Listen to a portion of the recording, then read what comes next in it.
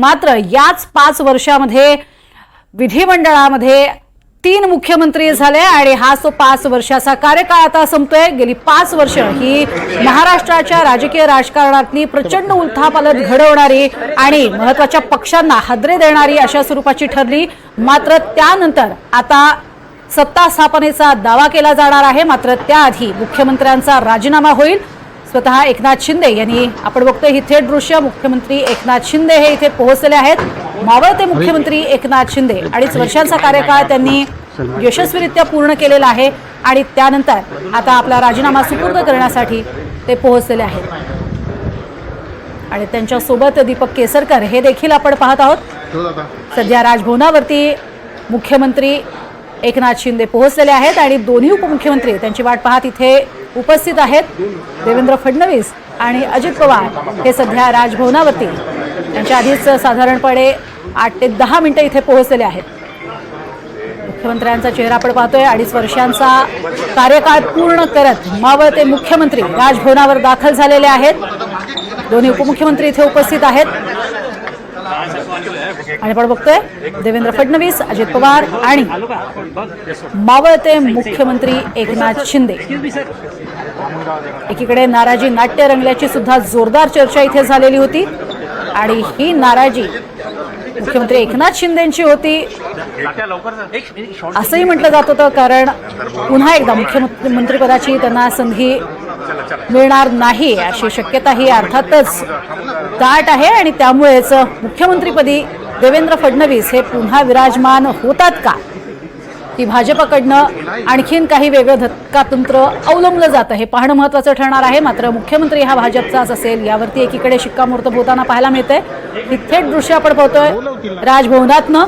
थोड्याच वेळात महाराष्ट्राचे राज्यपाल CP राधाकृष्णन यांना मावळते मुख्यमंत्री आपला राजीनामा सुपूर्द करतील आणि 2.5 वर्षाचा त्यांचा जो कार्यकाळ आहे तो कार्यकाळ संपुष्टात येईल आणि त्यानंतर हे तिघे एकत्रित सत्ता स्थापनेचा दावा करतील। त्यासाठीच आपण पाहतोय हे 3 दिग्गज नेते महाराष्ट्रामध्ये त्यांनी अभूतपूर्व असं हे यश मिळवलेलं आहे। इतिहासामध्ये नोंद होईल अशा स्वरूपाचं हे यश सध्या महाराष्ट्रामध्ये आपण महायुतीचं एकत्रितरित्या पाहतो आहोत आणि त्यासाठीच उपमुख्यमंत्री आणि मुख्यमंत्री हे राजभवनावरती दाखल झालेले आहेत। विधिमंडळाचा कार्यकाळ हा संपुष्टात आलेला आहे। आजचाच तो दिवस आहे 26 नोव्हेंबरचा 2019 26 नोव्हेंबर हा तो दिवस आणि त्यानंतर आपण पाहिलं होतं प्रचंड उलथापालथ ही या संपूर्ण नाट्यमय घडामोडी ज्या आहेत त्या महाराष्ट्र राज्यानं पाहिलेल्या होत्या। महाराष्ट्रानं जे सरकार निवडून दिलेलं होतं ते होतं युती सरकार। मात्र मुख्यमंत्री पदावरनं खटका उडला आणि त्यानंतर उद्धव ठाकरे आणि पहिल्यांदा मातोश्रीवरनं बाहेर पडत शरद पवार आणि काँग्रेसच्या नेत्यांची भेट घेण्यासाठी एका पंचतारांकित हॉटेलमध्ये गेले आणि त्यानंतर प्रचंड नाट्यमय अशा घडामोडींना सुरुवात झाली। युतीचं सरकार येणार नाही हे हळूहळू स्पष्ट होऊ लागलं आणि त्यानंतर महाविकास आघाडी उदयास आली आणि मुख्यमंत्रीपदी उद्धव ठाकरे विराजमान होत महाविकास आघाडीचं सरकार स्थापन झालं। मात्र मधल्या काळामध्ये मुख्यमंत्री म्हणून स्वतः देवेंद्र फडणवीस आणि उपमुख्यमंत्री म्हणून अजित पवारांनी ही शपथ घेतली। मात्र त्यांचा हा कार्यकाळ, त्याला कार्यकाळ म्हणावं का हाच खरं तर प्रश्न, कारण अतिशय गुंतागुंतीचा असा हा काळ, कारण अजित पवारांनी पुन्हा एकदा राजीनामा दिला, माघार घेतली आणि महाविकास आघाडीमध्ये ते परत गेले। त्यामुळे काही तासांचंच असं हे सरकार राहिलं आणि त्यामुळेच हा संपूर्ण कार्यकाळ अतिशय गाजलेला। त्यानंतर आपण पाहिलं होतं ते म्हणजे 2021-22 मध्ये सुद्धा जोरदार हालचालींना वेग आला आणि शिवसेनेमध्ये उभी फूट पडली। आपण अधिक माहिती घेणार आहोत। राहुल कुलकर्णी आमचे प्रतिनिधी आपल्या सोबत आहेत। राहुल सर, एकंदरीत आपण आता बघतोय की राजभवनावरती हे 3 जण दाखल झालेले आहेत, राजीनामे तर सुपूर्द करतील, मात्र पुढची राजभवनावरची प्रोसिजर कशी असणार आहे, कशा पद्धतीने सत्ता स्थापनेचा दावा होईल? नाही, आता हे तर त्यांना राजीनामा देणं अपेक्षितच होतं, कारण आता ती मुदत संपते आहे। त्याच्यानंतर साधारणपणे काळजीवाहू मुख्यमंत्री म्हणून एकनाथ शिंदे यांनाच पुन्हा सांगितलं जाईल की तुम्ही मुख्यमंत्री पदाचा कार्यभार हा काळजीवाहू म्हणून स्वीकारा। परंतु त्यातली अडचण अशी आहे की कायदेशीर दृष्ट्या ते कितीही काळ राहू शकत असले तरी त्याला विशिष्ट अशी मर्यादा आहे आणि त्या मर्यादेनंतर मात्र मुख्यमंत्री पद त्याची शपथविधी होणं अपेक्षित आहे. फक्त त्यातली एक चांगली गोष्ट काय की महायुतीसाठी ज्या पद्धतीचे आत्ता आकडे आहेत त्यामुळे राज्यपालांना स्वतःचं डिस्क्रिशन वापरायची गरज नाहीये. घटनेमध्ये जे सांगितलेलं आहे आणि वेळोवेळी सर्वोच्च न्यायालयाने निवाडे दिले की बहुमत आहे की नाही हे तपासा, स्पष्टपणे घटनेमध्ये लिहिलेलं नाही आणि ही दृश्य त्या दृष्टीनं फार महत्वाची आहेत. जेव्हा प्रत्यक्षामध्ये हे तिघही एकत्रित गेलेत, कारण आज महाराष्ट्रामध्ये चर्चा काय सुरू आहे तर मुख्यमंत्री कोण होणार. एकनाथ शिंदे वेगळ्या पद्धतीचा विचार करतायत, देवेंद्र फडणवीस यांच्यासाठी भाजपच अनुकूल आहे आणि मत ठरणार आहे महत्वाचं ते अजित पवार यांचं. हे तिघही एकत्रित जाण्याचा जो महाराष्ट्रासमोर संदेश जाईल तो हाच असणार आहे की मुख्यमंत्री पदासाठी जरी चर्चा सुरू असली तरी तिघामधले मतभेद हे इतके अधिकचे नाहीयेत की ज्यामुळे हे फार मोठ्या प्रमाणामध्ये काहीतरी मतभेद आहेत आणि अशा पद्धतीचं महाराष्ट्राला काहीतरी दृश्य दिसेल. त्या दृष्टीनं हे बघायला हवं. कारण प्रज्ञा, साधारणपणे मुख्यमंत्र्यांनी राजीनामा जाऊन दिला असता तरी तो चालण्यासारखा भाग होता, परंतु ते एकटेच गेले असते तर त्याचा राजकीय संदेश जो गेला असता तो गेल्या 2 दिवसातल्या घडामोडीशी जोडून पाहायला गेला असता. म्हणून हे तिघही एकत्रित गेलेले आहेत. कालच चर्चा सुरू होती की कालच मुख्यमंत्री जाऊन राजीनामा सादर करतील, परंतु काल दिल्लीमध्ये एक लग्न सोहळा होता त्यासाठी ते गेले 2 जण आणि त्यानंतर आता हा राजीनामा होईल. राजीनामा झाल्यानंतर कायद्याप्रमाणे राज्यपाल त्यांना सांगतील की तुम्ही केअरटेकर मुख्यमंत्र्याच्या भूमिकेमध्ये राहा. प्रश्न आहे तो आता मुख्यमंत्री पद कोणाकडे जातं, अधिकृत कोणाला मुख्यमंत्री घोषित करतात. आतापर्यंतच्या चर्चेनुसार तर भाजपनं आपला मुख्यमंत्री पदावरचा दावा अधिक बळकट केलेला आहे. या स्थितीमध्ये राजकीय डाव प्रतिडाव प्रज्ञा सुरू आहेत. मुख्यमंत्री पद मिळणार नसेल तर सत्तेतला अधिकात अधिक वाटा मिळवून घ्यावा किंवा 2.5 वर्षाचा फॉर्म्युला आणावा या दृष्टीनं प्रयत्न सुरू आहेत. या दोघांच्याही मध्ये म्हणजे देवेंद्र फडणवीस आणि एकनाथ शिंदे यांच्या बाजूला असलेले अजित पवार जे आहेत ते यावेळेला महत्वाची भूमिका बजावतील. भलेही ते मुख्यमंत्री होणार नाहीत परंतु त्यांचं वजन अर्थातच देवेंद्र फडणवीस यांच्या पारड्यामध्ये आहे असं दिसतंय आणि भाजपला ही सांगण्यासारखी गोष्ट आहे की एकनाथ शिंदे यांना सांगावं लागेल की 178 आमदारांचा पाठिंबा आता देवेंद्र फडणवीस यांना आहे. आता फक्त होईल तो राजीनामा आणि त्यानंतर काळजीवाहू मुख्यमंत्री म्हणून ते किती काळ राहतात. 2004चा संदर्भ दिला जातो आहे. तेव्हा सुशीलकुमार शिंदे यांच्या नेतृत्वात काँग्रेस पक्षानं राष्ट्रवादीनं पुन्हा सत्ता आणली होती, परंतु सुशीलकुमार यांना वाटत असताना अचानकपणे विलासराव देशमुख हे मुख्यमंत्री झाले. त्या काळामध्ये ज्या घडामोडी घडल्या त्यात बराच काळ गेला आणि त्याच्यानंतर मग विलासराव देशमुख मुख्यमंत्री झाले. लगोलग तर काही राष्ट्रपती राजवट लागणार नाही. अजित पवार गटाच्या पाठिंब्यानं शिंदेना चेकमेट मिळाले का असं आपण जे म्हणतोय ते अर्थातच तसं होऊ शकतं आणि आताची ही दृश्य अशी आहेत की महाराष्ट्राला हा संदेश जाऊ द्यायचा नाहीये की तिघातले जे मतभेद आहेत त्यामुळे महायुतीत काहीतरी फार गडबडी होतील आणि भविष्यामध्ये सरकार चालवताना अडचणी येतील. मात्र राहुल, एकीकडे दिल्लीमध्ये काही खासदार आहेत शिंदेचे जे पंतप्रधानांना भेटणार आहेत आणि मुख्यमंत्रीपदी शिंदेच राहावेत अशी मागणी करणार असं म्हटलं जातं आणि भाजपकडनं सुद्धा समजूत काढण्याचा प्रयत्न झाला शिंदेचा असंही कळतंय. त्यावरती थोडंसं सांगाल? हे बघा, अगदी स्पष्टच शब्दात सांगायचं झालं तर ह्या लॉबिंगला काहीही अर्थ नाहीये. कारण आकडेच असे आलेले आहेत की या आकड्यानंतर भाजपला सरकार स्थापन करण्यासाठी कोणाच्याच मदतीची गरज नाही. अगदी राष्ट्रवादी काँग्रेसच्या सुद्धा मदतीची गरज नाही, कारण त्यांच्याबरोबर काही मित्रपक्ष आलेलेच आहेत. आत्ताच त्यांचा आकडा स्वतःचा 138च्या जवळ आहे, 145चा मार्क आहे. प्रश्न एवढाच आहे की आता भाजपची जी राष्ट्रीय पातळीवरती प्रतिमा आहे आणि विरोधी पक्ष जाणीवपूर्वक हा मुद्दा उपस्थित करतोय, म्हणजे ज्यांना विरोधी पक्ष नेतेपद मिळालेलं नाहीये ते मुख्यमंत्री पदाबद्दल बोलतायत कारण हा राजकीय भाव आहे. याच्यातनं शिंदे आणि भाजपतला अंतर वाढवण्याचा प्रयत्न करण्याचा हा डाव सुरू आहे. अर्थात तो राजकीय भाग असतो. पण 2014ला आपल्याला आठवत असेल तर शरद पवार यांनी सातत्यानं म्हटलं की शिवसेना आणि भाजपा यातला अंतर वाढवण्यासाठी आम्ही बाहेरून पाठिंबा दिला. आता एवढाच फक्त भाग आहे की हे मतभेद वाढतात का? भाजप कोणत्याही परिस्थितीत मुख्यमंत्रीपद सोडायला तयार नाहीये कारण आकडेच तसे आहेत आणि जर त्यांनी मुख्यमंत्रीपद सोडलं तर भाजपतल्या कार्यकर्ते, आमदार आणि खासदारांचा हतोत्साह होईल. त्यामुळे लॉबिंग सुरू आहे.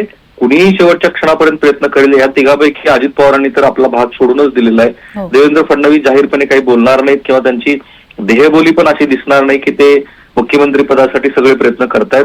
हायकमांडवरती ती जबाबदारी आहे. यावेळेला देवेंद्र फडणवीस कोणत्याच भूमिकेत नाहीयेत. भूमिका बजावेल तो संघ कोणाच्या पारड्यामध्ये वजन टाकतो, कारण 100 वर्ष पूर्ण होत आहेत राष्ट्रीय स्वयंसेवक संघाच्या स्थापनेला आणि अशा वेळेला संघ विचाराचा मुख्यमंत्री असावा अशा भूमिकेमध्ये संघ आहे असं म्हणतायत. मधल्या काळामध्ये संघ आणि भाजपच्या राष्ट्रीय वर्तुळातल्या 2 नेत्याचे संबंध अधिक सुरळीत झालेले आहेत. जे पी नड्डांनी जे वादग्रस्त वक्तव्य केलं होतं 2024च्या लोकसभा निवडणुकीच्या दरम्यान, तर त्याच्यानंतर पुन्हा पण बरंच पाणी वाहून गेलं. 400 पारचा नारा हा थांबला. आणि अशा वेळेला आता कोणी काहीही लॉबिंग केली तरी महत्वाचे घटक असणारे ते अमित शहा यांना काय वाटतं, नरेंद्र मोदी यांची भूमिका काय आहे, संघ काय विचार करतो आहे. माझ्या मते भाजपच्या आमदारांच्या कोणत्याच मताला काहीही किंमत आता नाहीये. कल जरूर जाणून घेतला जाईल. स्पष्टपणे दिसतंय की कल हा सध्या राज्यपालांना आपला राजीनामा जो आहे तो सुपूर्द केलेला आहे, तेव्हाची ही दृश्य पाहतो आहोत आपण. थेट मुख्यमंत्र्यांनी आपला राजीनामा सुपूर्द केलेला आहे, राज्यपालांच्या हाती सोपवलेला आहे, तेव्हाची ही दृश्य आपण पाहतो आहोत. CP राधाकृष्णन यांच्याकडे आपला राजीनामा सुपूर्द केलेला आहे, तेव्हाची ही दृश्य आहेत. पुढची राहुल सर प्रोसिजर जाणून घ्यायला आवडेल की सत्ता स्थापनेचा दावा कशा पद्धतीनं, मुख्यमंत्री कोण असेल या सगळ्या संदर्भात राज्यपालांना माहिती दिली जाणार आहे का? नेमकं काय राज्यपालांकडे कुठलं पत्रक दिलं जाणार आहे नव्या सरकारच्या वतीनं किंवा आमचा सत्ता स्थापनेचा दावा आहे हे सांगण्यासाठी? आता आपण आणखी एकदा ती आपल्या टीमला ती दृश्य प्ले करायला सांगू, कारण ती दृश्य फार महत्वाची आहेत. एकनाथ शिंदे यांच्या बरोबरचे 2 मंत्री हे या वेळेला उपस्थित दिसतात. मला वाटतं दादा भुसे आहेत आणि दीपक केसरकर आहेत. आणि तिघांनी एकत्रितपणे हा राजीनामा सादर केलेला आहे. राज्यपालांची भूमिका आता फारच नगण्य स्वरूपाची आहे, कारण मुख्यत्वे राज्यपालांना बघायचं असतं ते बहुमत कोणाकडे आहे. आणि बहुमताचा आकडा पार करून कितीतरी अधिकच्या संख्याबळानं ही महायुती आलेली आहे. आता होईल असं कायद्याच्या दृष्टीनं की राज्यपालांकडे जेव्हा मुख्यमंत्री पदाचा तिढा मिटेल त्यानंतर एक पत्र सादर केलं जाईल. आणि शक्यता ही आहे की डिसेंबरच्या 2ऱ्या आठवड्यामध्ये नागपूरमध्ये विधिमंडळाचं हिवाळी अधिवेशन होत आहे. आता चर्चा ही सुरू आहे की 41 जे मंत्री आहेत त्या मंत्र्यांसह शपथविधी घ्यायचा, एक मोठा शपथविधीचा सोहळा करायचा की आता फक्त 2 उपमुख्यमंत्री, मुख्यमंत्री असा शपथ घ्यायचा. आणि त्याच्यानंतर प्रत्यक्षात नागपूरच्या हिवाळी अधिवेशनामध्ये मंत्रिमंडळाचा विस्तार करायचा. अशा पद्धतीनंच भाग आहे. एक स्पष्ट होत चाललेलं आहे की 2 उपमुख्यमंत्री आणि 1 मुख्यमंत्री ह्या सहज ही महायुती सत्तेवरती येईल. आता जर उपमुख्यमंत्री एकनाथ शिंदे यांना होण्याची वेळ आली तर ते स्वीकारतील का, की त्यांच्या वतीनं आणखी ते कुणाला संधी देतील, अशी चर्चा आहे. खाते वाटपाबद्दल खूप बोललं जात आहे. नगरविकास खातं कुणाकडे जाईल, गृह खातं कुणाकडे जाईल, स्वतःकडे अर्थ खातं ठेवण्यासाठी अजित पवार यांनी जाहीर सुतोवाच केलेला. आताच्या दृश्यात दिसतंय आपल्याला की दीपक केसरकर हे शेजारी बसलेले आहेत देवेंद्र फडणवीस यांच्या. आणि राज्यपाल त्या राजीनाम्याकडे बघून ज्या कायदेशीर गोष्टी करायच्या असतात त्याप्रमाणे नोंदी करतात की घटनेप्रमाणे विधिमंडळ आता म्हणजे मागची 2019-24 ची जे सही करतायत ते त्या अधिसूचनेवरती सही करतायत की ज्याच्यातनं दिसतं आहे की मागचं विधिमंडळ आता बरखास्त झालेलं आहे. नव्या विधिमंडळाचं अस्तित्वात आल्याचं नोटिफिकेशन निघालंय आणि मुख्यमंत्री त्यांच्या बरोबर आता अजित पवार आहेत. तर कळेल आपल्याला काही दिवसातच कळेल कोण नवा मुख्यमंत्री. नक्कीच राहुल सर, आपल्यासोबत अभय देशपांडे सुद्धा आहेत, संपूर्ण राजकीय विश्लेषण ते करतील आपल्यासोबत. अभय सर, आपण बघतोय इथे आता हा राजीनामा घेतल्यानंतर एक स्वाक्षरी झालेली आहे आणि राज्यपाल आता बातचीत करतायत. यावेळेला इथे दीपक केसरकर सोबत दिसतायत आणि दोन्ही उपमुख्यमंत्री सुद्धा आहेत. आणि आता हे मुख्यमंत्री ज्यांनी राजीनामा दिलेला आहे, माजी मुख्यमंत्र्यांचा राजीनामा सुपूर्द झालाय, ह्या प्रोसिजर बद्दल थोडं सांगा. नाही, आता विधानसभेचा उल्लेख आता राहुलने केला की विधानसभेची जी 14वी विधानसभा होती त्याची मुदत संपलेली आहे. नवीन विधानसभा 15वी जी विधानसभा आहे ती अस्तित्वात आलेली आहे.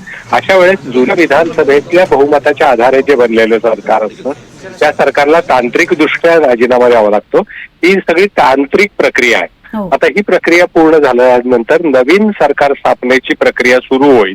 आता त्याच्यामध्ये 2 गोष्टी असतील. एक असेल की आता मुख्यमंत्री कोण होणार या संदर्भात महायुतीचा निर्णय होईल. तो निर्णय झाल्यानंतर अजून भाजपाचा विधिमंडळ पक्षनेता त्यांनी निवडलेला नाही, त्यामुळे भाजपाचा, कारण मुख्यमंत्री पदाचा निर्णय जोपर्यंत होत नाही तोपर्यंत भाजपाचा विधिमंडळ पक्षनेता निवडला जाणार नाही हे त्यांनी स्पष्ट केलं होतं. कदाचित आज रात्री दिल्लीत बैठक होण्याची शक्यता आहे.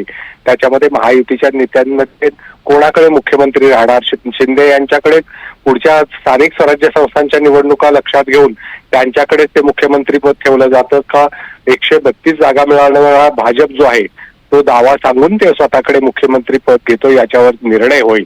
तो निर्णय झाल्यानंतर मग महायुतीचा एक भाजपचा विधिमंडळ पक्षनेता निवडला जाईल.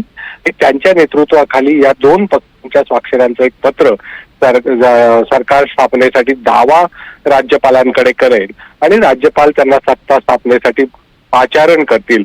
आजच हा निर्णय झाला तर कदाचित उद्या संध्याकाळी शपथविधी होऊ शकतो. त्यात अडचण नाहीये कुठली. अन्यथा 29 तारखेला शपथविधी जर मोठ्या प्रमाणात त्यांना करायचा असेल तर तो 29 तारखेला होईल असं सांगितलं जातंय. अर्थात आज रात्रीच्या बैठकीमध्ये तो काय निर्णय होतो आणि भाजपा नेतृत्वाची भूमिका पुढच्या काळासाठी काय राहते हे निश्चित झाल्याशिवाय मला वाटतं की प्रत्यक्षात सरकार येणार नाहीये सध्या. अगदी अभय सर, मात्र ही थेट दृश्यही बघतोय आपण. एकीकडे मुख्यमंत्र्यांनी आपला राजीनामा सुपूर्द केलेला आहे. त्यांच्यासोबत दोन्ही उपमुख्यमंत्री देवेंद्र फडणवीस आणि अजित पवार आहेत, तसंच दादा भुसे आणि दीपक केसरकर हे देखील आहेत. आपला राजीनामा सुपूर्द केल्यानंतर राज्यपालांनी स्वाक्षरी केलेली होती तेव्हाची ही दृश्य आपण बघतोय आणि ती स्वाक्षरी करून ते पत्र सुद्धा इथे राज्यपालांनी माजी मुख्यमंत्र्यांच्या हाती दिलेलं आहे. एक फाईल मुख्यमंत्र्यांच्या राजीनाम्याची आणि दुसरी फाईल राज्यपालांकरवी देण्यात आलेली आहे. अभय सर, ही दुसरी एक फाईल दिसतीये, ती देण्यात आलेली आहे माजी मुख्यमंत्र्यांकडे. यामध्ये नेमकी काय माहिती किंवा येत्या काळामध्ये आता जो सत्ता स्थापनेचा दावा केला जाईल या संदर्भात नेमकी माहिती द्याल? कारण ह्या सगळ्या ज्या महत्वाच्या घडामोडी आहेत त्या अत्यंत काटेकोरपणे पाळणं खूप गरजेचं असतं. नाही, एक आहे की आता राजीनामा दिल्यानंतर पुढच्या काही काळ नवीन सरकार येईपर्यंत काळजीवाहू मुख्यमंत्री म्हणून आपण कारभार सांभाळावा असं मुख्यमंत्र्यांना शिंदेंनी सांगितलं जाऊ शकतं. पण आज फक्त मुख्यमंत्री जरी गेले असते एकटे राजीनामा द्यायला तरीही चाललं असतं, कारण मुख्यमंत्र्यांनी राजीनामा दिल्यानंतर सरकारचा राजीनामा तो गृहीत धरला जातो. परंतु याच्या महायुतीत कुठलाही बेबनाव नाही, आम्ही सगळे एकत्रच आहोत हे दिसलं पाहिजे म्हणून हे दोन्ही उपमुख्यमंत्री आज त्यांच्या सोबत आहेत. नाहीतर एकटे मुख्यमंत्री राजीनामा द्यायला गेले असते तर तांत्रिकदृष्ट्या ते चालणार होतं, पण त्याच्यातून वेगवेगळे अर्थ काढले गेले असते. त्यामुळे मला वाटतं की हे तिघही मिळून आज ही प्रक्रिया पूर्ण करतायत. याचा अर्थ युतीमध्ये कुठलाही बेबनाव नाही आणि मुख्यमंत्री पदासाठी जरी रस्तिकेत सुरू असली तरी तो प्रश्न काही तेच त्याच्यामुळे निर्माण होणार नाहीये असं हे दाखवण्याचा निश्चितपणे प्रयत्न आहे. मुख्यमंत्र्यांचं रात्रीचं जे ट्विट आहे ते सुद्धा महत्वाचं आहे की काही एक कालपासून चाललं होतं की मुख्यमंत्री नाराज आहेत, काय करणार वगैरे. तर मुख्यमंत्र्यांनी रात्री ट्विट करून स्पष्ट केलंय की आम्ही महायुती एकत्र होती आहे आणि राहणार आहे. त्यामुळे युतीत कुठलाही बेबनाव नाही हे अधोरेखित करण्यासाठी मला वाटतं हे तिघही मिळून आज तिकडे आलेले आहेत राजीनामा द्यायला. आणि पुढचा काही काळ नवीन सरकार येईपर्यंत त्यांना काळजीवाहू सरकार म्हणून काम करावं लागेल असं दिसतंय. प्रज्ञा, फक्त आता दोनच गोष्टी भाजपाने भाजपाकडे आज स्वतःकडे जवळपास स्पष्ट बहुमताच्या एक 4-5 लोक सोडले तर कमी आहेत. बाकी त्यांना सरकार स्थापनेसाठी तो हवा तो निर्णय ते घेऊ शकतात, परंतु पुढच्या भावी राजकारणाच्या दृष्टीने त्यांना त्या सगळ्या गोष्टी लक्षात ठेवून निर्णय घ्यावा लागणार आहे. त्याच्यामुळे थोडासा वेळ लागतोय. कारण स्थानिक स्वराज्य मुंबईसह सगळ्या स्थानिक स्वराज्य संस्थांच्या आता निवडणुका आहेत, महापालिका आहेत, जिल्हा परिषद आहेत. या सगळ्या पार्श्वभूमीवर काय करावं, चेहरा तोच ठेवावा का, भाजपात मुख्यमंत्री होणार असेल तोच आग्रह असेल तर ते फडणवीसच असावेत का? अर्थात तेच सगळ्यात मोठे प्रबळ दावेदार आहेत भाजपाकडून, परंतु तरीही काही वेगळं. कारण आपण मध्य प्रदेशमध्ये बघितलं की सगळ्यांना वाटत होतं की आता बहुमत मिळाल्यानंतर शिवराज सिंग चौहान परत येतील, पण भाजपाने तिथेही एक आश्चर्याचा धक्का दिला. अर्थात महाराष्ट्रातली राजकीय परिस्थिती वेगळी आहे, परंतु निश्चितपणे मला वाटतं की या संदर्भात काय निर्णय होतो हे बघावं लागेल. प्रज्ञा, नक्कीच. अभय सर, धन्यवाद. आणि राहुल कुलकर्णी सुद्धा आपल्या सोबत होते. आपल्या दोघांचे धन्यवाद या संपूर्ण माहितीसाठी.